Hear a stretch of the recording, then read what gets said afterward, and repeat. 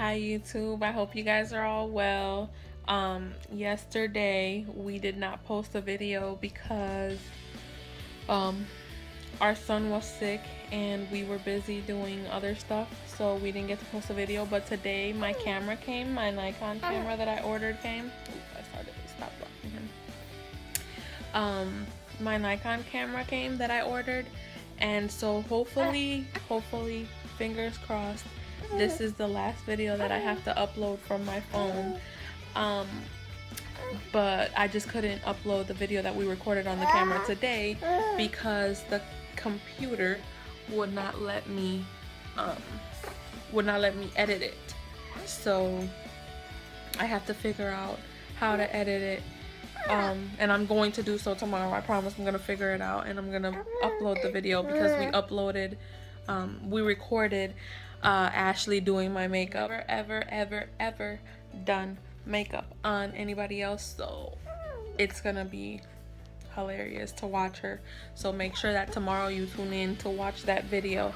But today I kind of wanted just to sit down and talk and tell you guys my finding out that I like the girl, what I identify myself as, and what I think, how I came out, and what I think are good tips on coming out. So I identify myself as nothing. I identify myself as Itzia. I do not consider myself a lesbian or a gay or transgender or whatever, nothing. I don't identify as any of that, because to me it's not about gender, it's about who makes me fall in love. You want to say something? Oh yeah, he wants to be in this video bad. He's sick, so just excuse his little fussiness. But I found out, or I figured out, my feelings for a girl were confirmed when I was like 11 and I had my very first kiss ever in life was with a girl, and she was my neighbor growing up and I knew her my whole life, and we kissed out of curiosity, and that kiss confirmed pretty much how I felt, or how I knew that I felt, and I just kind of was avoiding because yeah, my family was in a Pentecostal church, and if you don't know about Pentecostals, go do your research, go figure it out. They're super strict. You can't wear makeup, you can't dye your hair, you can't wear pants, you can't, it's just super strict. And so I was terrified of coming out, and the way that I came out, I would say, was a bad way, and I regret coming out the way that I came out because I didn't really come out. I just posted something on social media and allowed for my family to see it, and you know, that was kind of the way that they found out. And I think that that was the wrong thing to do because I didn't have a chance to sit down with my parents and explain to them like, hey, like, this isn't my first relationship, this isn't my first, you know, rodeo with a female, like I've been with another female and whatever. Like, I didn't get to explain that to them, so to them it came as a complete and total shock when I came out the closet. And I regret that because I do feel like that blow hurted them more than had me just, you know, had I just sat down with them and told them like, hey, this is how I feel, this is what's going on, whatever. After I came out, it was very hard.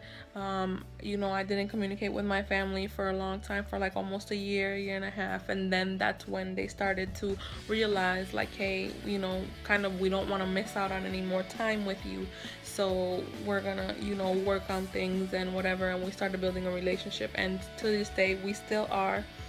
But I don't blame my family because of the strong beliefs that we grew up with. And you know, like, it's hard, like when people are in religions, it's hard because some people get completely, you know, like mentally drained, and they get brainwashed is the proper, you know, vocabulary. But they get brainwashed into believing certain things, and when they believe that for so many years, it's kind of hard to change that mentality. So I don't blame my parents for the way that they reacted. I mean, even though it was ugly and we all suffered, but you know, I'm just glad that things are better now. But I do want to say, little crappy pants right here, I do want to say that my advice to people who are trying to come out or who are afraid to come out because they're scared of how people are going to react, my suggestion is just do it, and just make sure that it's you who's, you know, talking to your family, like that it's you. Like if you have a hard time getting your words out and saying everything that you want to say, just write a letter and express how you feel. Write a letter and tell them how you feel. Tell them what's going on or whatever. You know, like, it's gonna be hard. Some people are gonna take it harder than others. Some people are gonna be upset about it. Some people are gonna be like, hey, great. Or some people are gonna be like, girl, bye, we already knew that and we're just waiting for you to come on and say something. Everybody's gonna react differently, but if you know for a fact or you're scared that it's gonna be a negative reaction, just do it, because I promise you that at the end of the day, it's gonna be worth it. I promise you. Like, even though I was miserable for like that year and a half that I didn't communicate with my family, yes, it was hard. Yes, I was miserable and I was sad, but within myself, I was the happiest I've ever been, because I felt free. I felt like the biggest weight had been lifted off my shoulders. Like, you feel so much better about yourself and the way that you live your life, being able to be who you really are. So, you know, I say do it. Go to a therapist and sit down with the person that you want to tell them, like, hey, you know, I like boys, or I like girls, or I'm a transgender, or whatever the case may be. Go to a therapist. That way you have a happy median who's gonna help both of you process your feelings the proper way without attacking each other or hurting each other. There are so many ways to do it.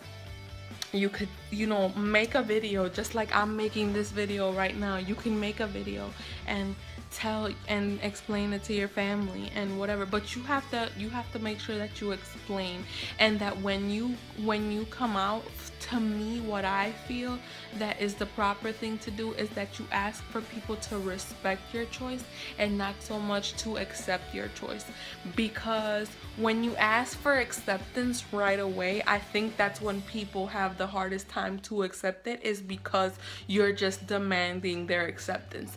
And I think that it's easier when you demand respect, because at the end of the day, nobody's gonna pay your bills. At the end of the day, nobody's gonna put a roof over your head but yourself. Nobody's gonna lay in the bed with you but you and your partner. Like, it doesn't matter. So I feel like you just need to demand that they respect your decision and your choice to be with whoever it is that you want to be, or be who it is that you want to be.